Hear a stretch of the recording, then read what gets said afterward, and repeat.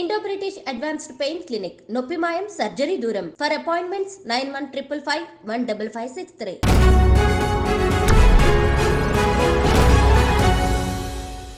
Hello and welcome to the point.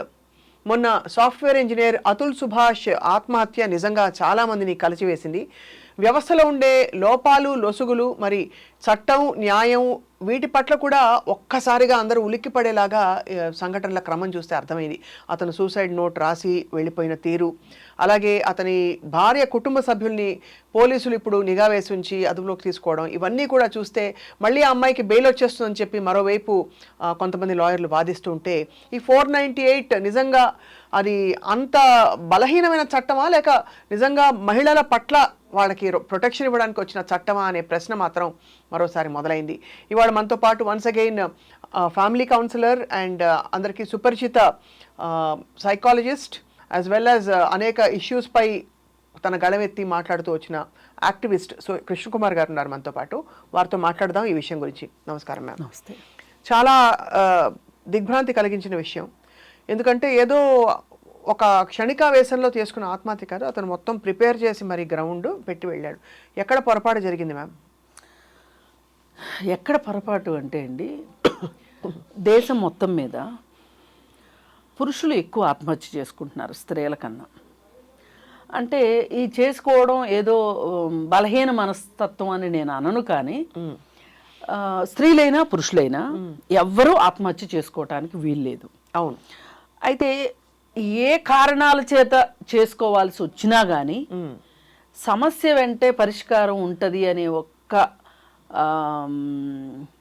ఒక positive trend, positive trades మైండ్లో ఉండాలి. కానీ దురదృష్టవశాత్తు పొద్దున్న లేచిన దగ్గర నుంచి టీవీ పెట్టండి, న్యూస్ పేపర్ తీయండి, ఫేస్బుక్ చూడండి, ఎన్నో చావు వార్తలు, ఎన్నో అత్యాచారాల వార్తలు, అలాగే భార్యాభర్తల కీచులాటల గురించి, అలాగే రోడ్డు యాక్సిడెంట్లో చనిపోయినవి, ఒక రకమైన ఒక నెగటివిటీని మనకి ఎక్కువ ఇస్తుంది మన చుట్టూ వాతావరణం. దాంతో పాజిటివ్గా ఉన్న మైండ్ నెగటివ్ని తీసుకోలేదు కానీ ఎక్కువగా, కానీ ఆల్రెడీ నెగటివ్గా ఉన్న మనస్తత్వము, మనసు ఆ నెగటివ్ దగ్గరికే వెళ్తుంది. కరెక్ట్. ఇప్పుడు మనం మిమ్మల్ని నన్ను ఒక హాల్లోకి తీసుకెళ్లారు, 2 డిఫరెంట్ వస్తువులు ఉన్నాయి హాల్లో. నేను దేనికి ఆకర్షించబడతానంటే నా అభిరుచికి తగ్గదాన్నే నేను చూస్తారు. అది సైకాలజీలో కూడా అంటారు కదా, మీకు అభిరుచి ఉన్నదే మీరు చూస్తారు. అవును. మరి ఇద్దరము ఒకేసారి హాల్లోకి ఎంటర్ అయ్యాం. నా చూపు అటెందుకు కేంద్రీకృతమైంది, మీ చూపు ఇటెందుకు కేంద్రీకృతమైంది అంటే మీ మనసు ఇక్కడ ప్రధానం. అది ఈ మనసు ప్రధానమైనప్పుడు ఏం జరుగుతుంటుంది అంటే, ఇతను ఒక నైరాశ్యంలోకి వెళ్ళిపోయాడు. నెగటివ్నెస్ అంటే నైరాశ్యమే ఒక రకంగా. ఈ నైరాశ్యంలోకి వెళ్ళిపోయిన తర్వాత ఎన్నో మన చుట్టూ అందుబాటులో ఉన్న వ్యవస్థలు ఉన్నాయి. స్త్రీలకి ఉన్నాయి, పురుషులకి ఉన్నాయి. పురుషులకు ఉన్నాయి అంటారు. ఉన్నాయండి, మనుషులకు ఉన్నాయి. అది స్త్రీల పురుషుల అనేది నేను అనను. ఆ మాట అంటే నేను డివైడ్ చేసిన దాన్ని అవుతాను. మనుషులకి ఏ కష్టాన్నైనా డీల్ చేయటానికి అవసరమైన శక్తిని ఇచ్చేవి మన చుట్టూ ఉన్నాయి. ఇప్పుడు మనకు బాగా ఆర్థికంగా ఇబ్బందుల్లో ఉన్నాం, మనకు బాగా కావాల్సిన వాళ్ళ దగ్గర డబ్బు ఉంది, మనం అంటే ఇష్టం ఉందనుకోండి, వాళ్ళు డబ్బు ఇస్తారు, మన ఆదుకుంటారు సమయానికి. లేదు, కొంతమంది మాట సాయం చేసేవాళ్ళు ఉంటారు, కొంతమంది అవసరమైతే వాళ్ళ ఇంట్లో ఉంచుకునే వాళ్ళు ఉంటారు. ఇలా ఎవరికి వాళ్ళకి ఏదో ఒక రకంగా సహాయ సహకారాలు అందించే వాళ్ళు మన చుట్టూ ఉంటారు. ఇప్పుడు మానవుడు సంఘజీవి అనింది అందుకే. ఎవరికి తగ్గ స్నేహాలు వాళ్ళకు ఉంటాయి, ఎవరికి తగ్గ సంబంధాలు వాళ్ళకు ఉంటాయి. అలాంటప్పుడు ఇతను ఈ అతుల్ సుభాష్ చనిపోవటానికి మొదటగా నేను చాలా బాధపడుతూ ఒక్కటైతే చెప్పగలను. ఇప్పుడు ఇవాళ ప్రతి సాఫ్ట్వేర్ కంపెనీకి, అందులో పైగా అతను ఏఐ కంపెనీలో పనిచేస్తున్నాడు, అంటే మంచి అడ్వాన్స్డ్ టెక్నాలజీ ఉన్న కంపెనీల్లో. ఇవాళ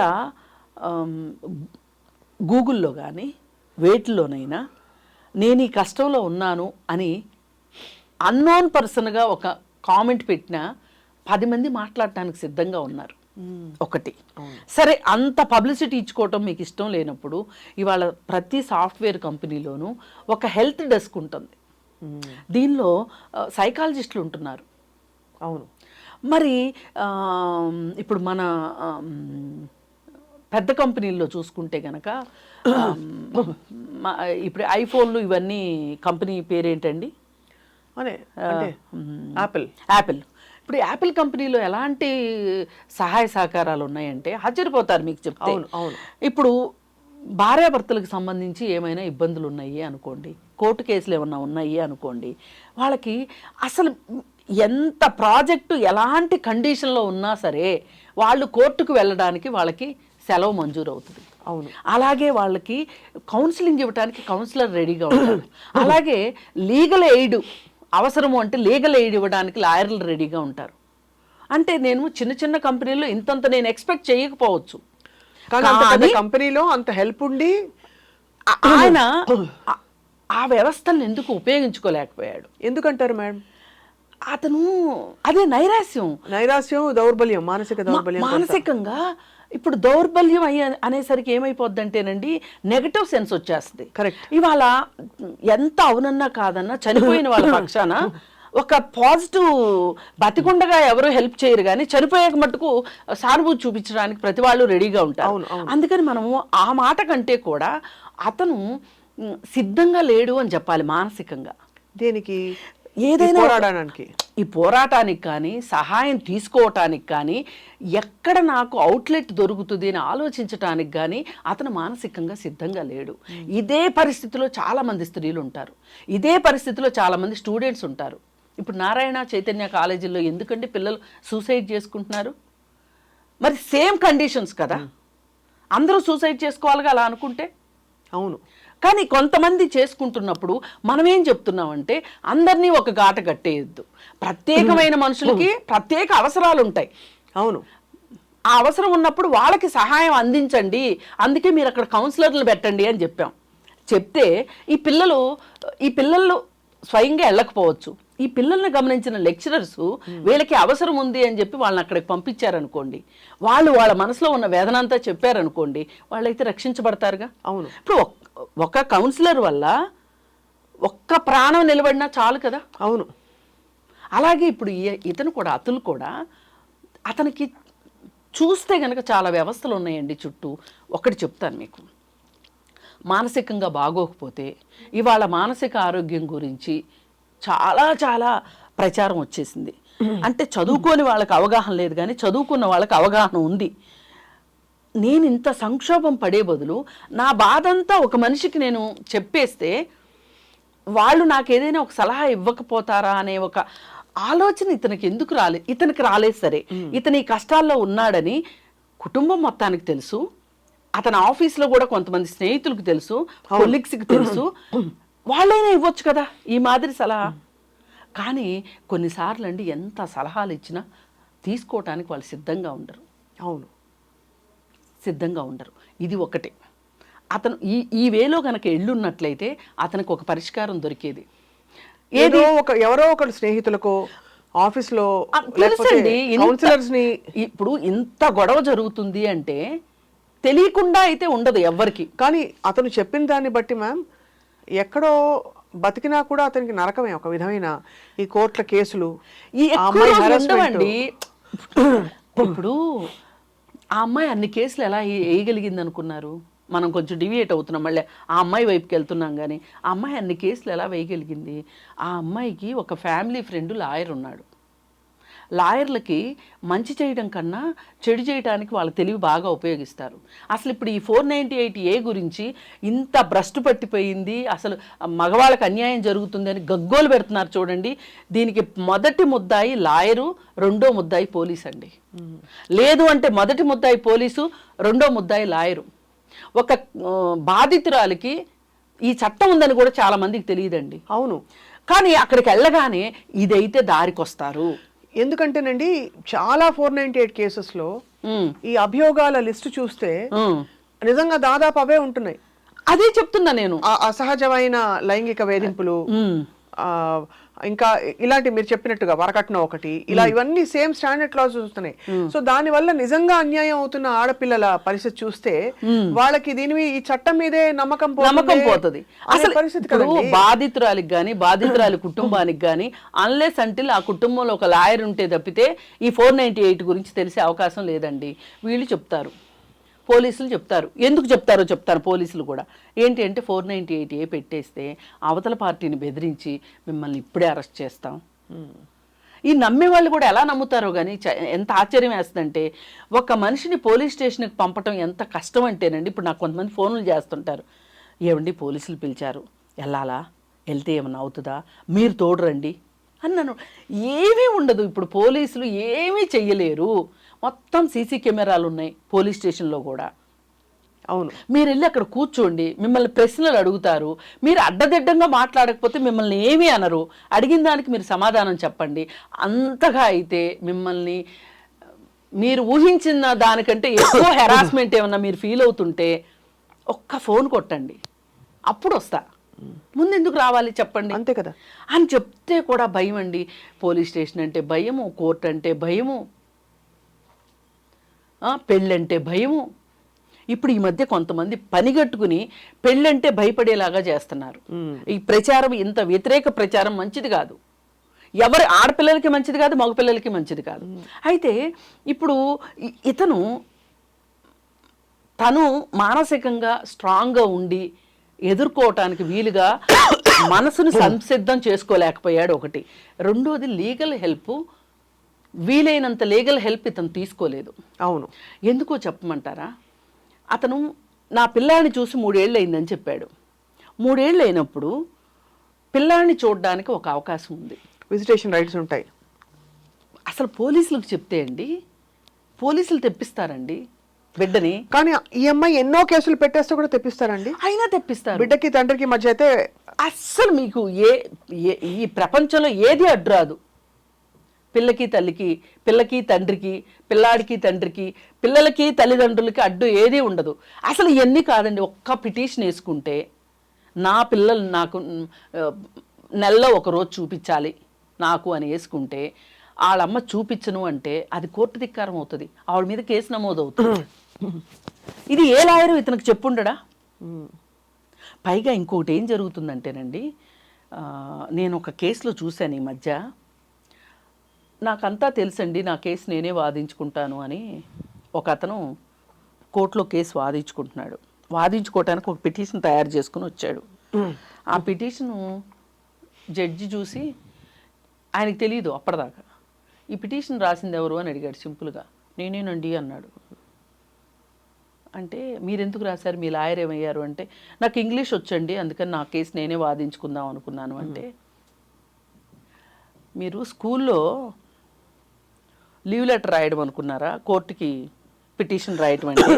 అదే కదా, లాయర్ని పెట్టుకోండి ముందు అని చెప్పి పేపర్ ఇచ్చేశాడు. ఇది గనక అతను వేధింపు అనుకున్నాడు అనుకోండి, ఆ పర్సన్ తప్పు ఎవరిది? అతందే కదా, అతందే కదా. అంటే ఒక వ్యవస్థలో ఎలా ఉండాలో అలా ఉండాలి. ఇప్పుడు నువ్వు రోమ్లో ఉంటే రోమల్లానే బిహేవ్ చేయి, హైదరాబాద్లో ఉంటే హైదరాబాద్ లాగా బిహేవ్ చేయి. పైగా ఈ మధ్య ఈ గూగుల్ వచ్చిన తర్వాత, ఈ దరిద్రం వచ్చిన తర్వాత డాక్టర్ దగ్గరికి వెళ్ళడం నామోషి అయిపోయింది, లాయర్ దగ్గరికి వెళ్ళడం నామోషి. ప్రిస్క్రిప్షన్లే అన్నీ సొంత ప్రిస్క్రిప్షన్లే, అన్నీ సొంత చదువులే. 30 రోజుల్లో తెలుగు నేర్చుకోవడం ఎలా, 30 రోజుల్లో తమిళం నేర్చుకోవడం ఎలా, అలాగే 30 రోజుల్లో లా తెలుసుకోవడం ఎలా, నీ కేసు నువ్వే వాదించుకోవటం ఎలా? నాకు తెలిసి ఇతను కూడా ఈ సొంత పైత్యంతో, అసలే టెకీ కదా, ఇతనే ఏదో ఆలోచన చేసినట్టున్నాడు. ఒక ప్రొఫెషనల్ హెల్ప్ తీసుకుని ఉన్నట్లయితే, పోనీ నేను లక్షలు ఇచ్చేసాను అని చెప్తున్నాడు ఇతను. అవును. పైగా ఇంకొకటి ఏంటంటే అండి, ఈ రోజు వరకు ఏం జరుగుతుందో తెలియట్లేదు. అసలు ఆమె చెప్పిన స్టేట్మెంట్ ఇంతవరకు బయటికి రాలా. అదే కదా, ఆమె స్టేట్మెంట్ ఎందుకు రావట్లేదు బయటికి?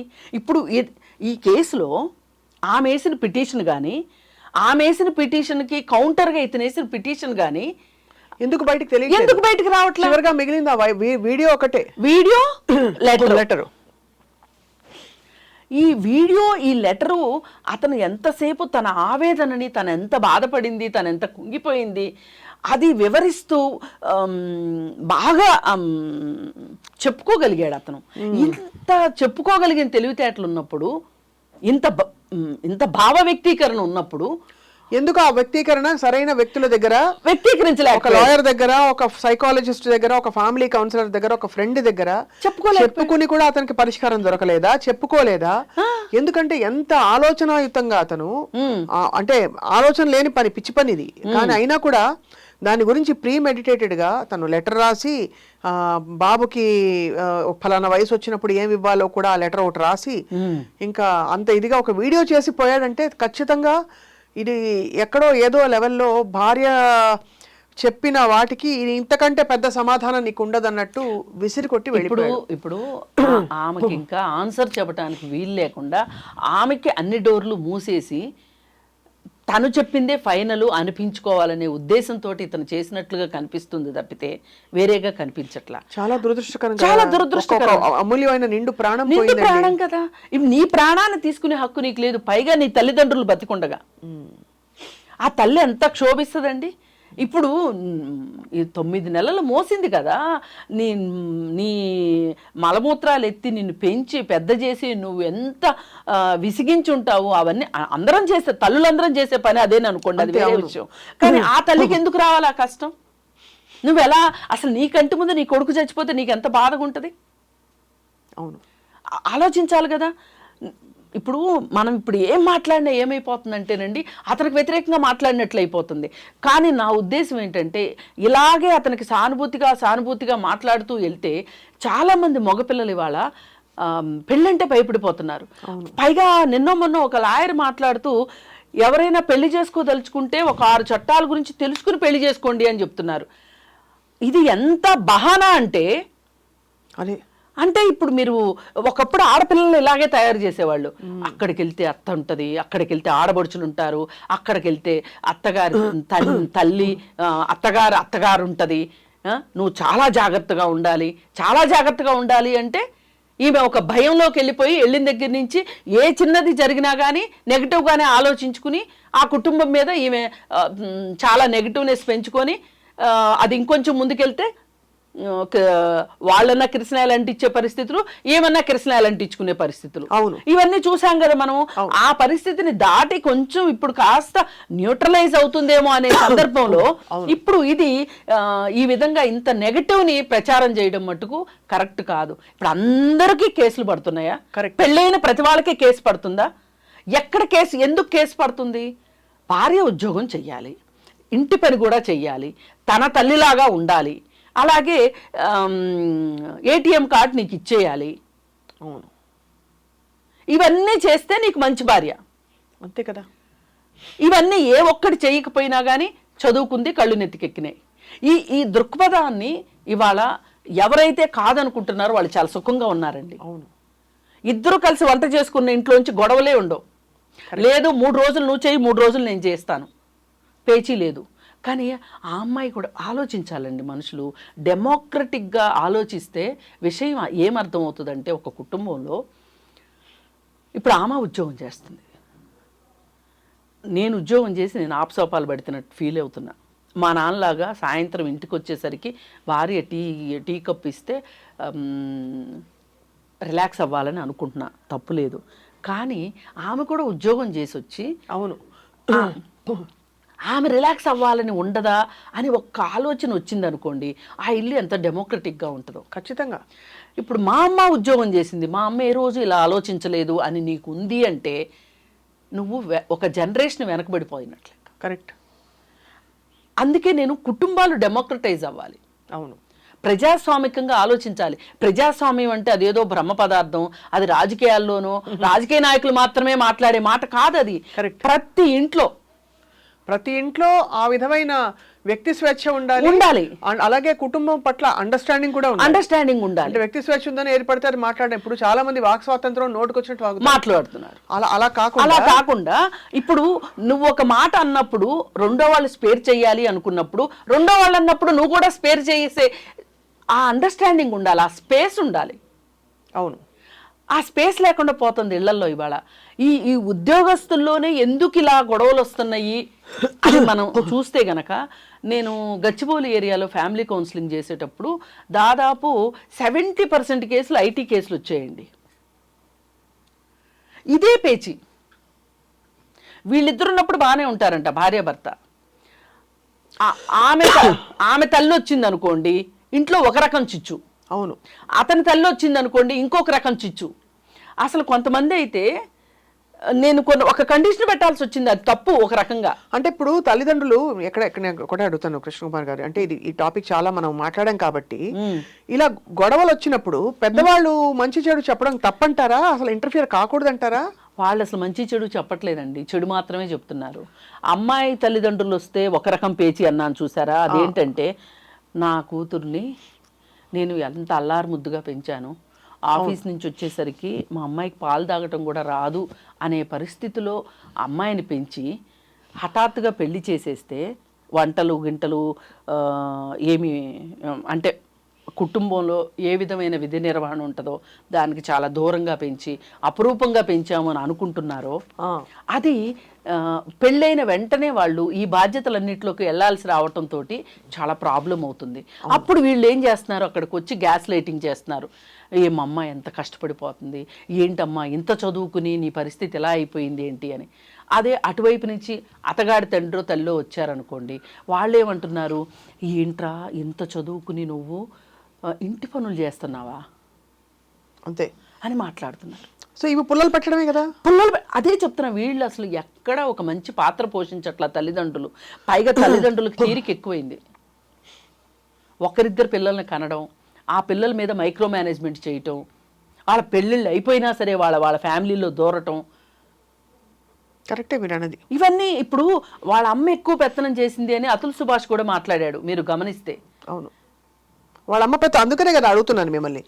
అమ్మాయి వాళ్ళ అమ్మ పెత్తనం చేయబట్టి వాళ్ళమ్మ అలా నువ్వేం తగ్గేదేలే అని చెప్పి, నువ్వు తగ్గద్దని చెప్పి పిల్లకి రకరకాల చట్టాన్ని ఇప్పుడు మహిళల పట్ల ఏదైనా మాట వచ్చుండొచ్చు, అది మనం చూడలేదు. తప్పకుండా ఇది కూడా జరిగింది, వాస్తవం, ఖచ్చితంగా జరుగుతుంది. మరోవైపు అతను సరైన వనరులని సరైన వ్యక్తులని సంప్రదించకుండా సొంతంగా సెల్ఫ్ ప్రపంచంలోకి లోపలికి వెళ్ళిపోయి అసలు అన్ని లక్షలు అడుగుతుంటే డే 1 మీరు ఎందుకు ఇచ్చారు? అదే కదా, అన్ని లక్షలు ఎందుకు ఇచ్చారు? మీరు ఇవ్వాల్సింది కాదు కదా. అవును. ఆ అమ్మాయి ఇమ్మన్నా సరే వాళ్ళ అవసరాలు ఏంటి, వాళ్ళకు ఒక కొడుకున్నాడా లేదా వాళ్ళు చూసుకుంటారు, వాళ్ళ ఫ్యామిలీ.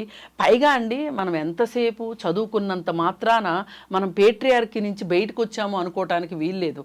ఈ పేట్రియార్కీ చాలా బలంగా పనిచేస్తుంది. అవును మ్యామ్, అంతే. ఇది ఒక ఫ్యాక్టరు. మనం ఈ పేట్రియార్కీని బద్దలు కొట్టకుండా ఎన్ని చట్టాలు వచ్చినా సరే, ఎంత అవగాహన వచ్చినా సరే, అంతే సమస్యలు తగ్గవు. అందుకని అంటే చాలా మార్పులు రావాలి. పైగా ఇప్పుడు ప్రాబ్లం ఏమైందంటే, మనుషుల మనస్తత్వం మారకుండా మనకి చట్టాల రూపంలో అవకాశాలు వచ్చినాయి. అంటే నిజంగా నేనే చెప్తున్నాను కదా మ్యామ్, నేను ఇప్పుడు మీడియాలో మనం చూస్తున్నాం, నేనే మీడియాలో పనిచేస్తాను. చాలా పరిస్థితుల్లో మనం చూసిన ఈ హక్కులు చాటుకోవడం ఎవరిది కరెక్టు ఎవరిది తప్పు అనే ఒక ధోరణి చూశాక మీడియాలో చాలా మంది కుటుంబాలలో ఏమైపోతుందంటే అది అర్థం కాని పరిస్థితికి వెళ్ళిపోతుంది. మీరు అన్నట్టు ఇక్కడ సగం దూరం రావాలి, ఇటు సగం దూరం రావాలి. ఆఫ్ ద వే అని ఒక పాలసీ ఉంది. అవును, అది రావట్లేదు. అసలు ఆఫ్ ద వే అనేది లేదండి. రైటే. ఆఫ్ ద వే ఉంటే గనక ఇన్ని సమస్యలు రావు. పైగా పంతం వచ్చిన తర్వాత ఎవరు ఫస్ట్ పలకరించాలి, ఇన్ని వీళ్ళ కిరీటాలు కింద పడిపోతాయి అన్నట్లు. మంచి పాయింట్ చెప్పారు మీరు. అసలు ఏమండి అంత పంతం ఏంటండి? ఒక ఇంట్లో ఇద్దరు ఉంటాము, ఇద్దరికి ఇంత. పైగా ఇంకొకటి, సౌత్ వైపుకి నార్త్ వైపుకి ఒక డిఫరెన్స్ ఉందండి ఫ్యామిలీ సిస్టంలోనే. అక్కడ బాగా పేట్రియార్కీ ఉంది నార్త్లో, సౌత్లో కంటే. ఇక్కడ ఎన్ని గొడవలు, నాకు వచ్చే కేసులు కూడా నార్త్వే ఎక్కువ వచ్చాయండి. ఇప్పుడు సాఫ్ట్వేర్ గొడవల్లో నార్త్వే ఎక్కువ వచ్చేవి. కల్చరల్గా అక్కడ డిఫరెన్సెస్ ఉంటాయి, చాలా కల్చరల్ డిఫరెన్సెస్ ఉన్నాయి. ఇప్పుడు వీళ్ళకి ఎలా ఉంటుందంటే, ఇప్పుడు ఈ హస్బెండ్కి కూడా ఎలా ఉంటుంది అంటే, తన వైఫ్ మోడర్న్గా ఉండాలని ఉంటుంది. కానీ ఆ మోడర్న్గా ఎప్పుడు ఉండాలి? వాళ్ళ అమ్మా నాన్న లేనప్పుడు మోడర్న్గా ఉండాలి. అవును. ఇవి ఏమైపోతున్నాయి అంటే, ఇప్పుడు ఇవేమంటది అంటే, నేను చదువుకున్నా, నేను ఉద్యోగం చేస్తున్నా, నా ఇష్టం, ఇక్కడ వస్తుంది ప్రాబ్లం.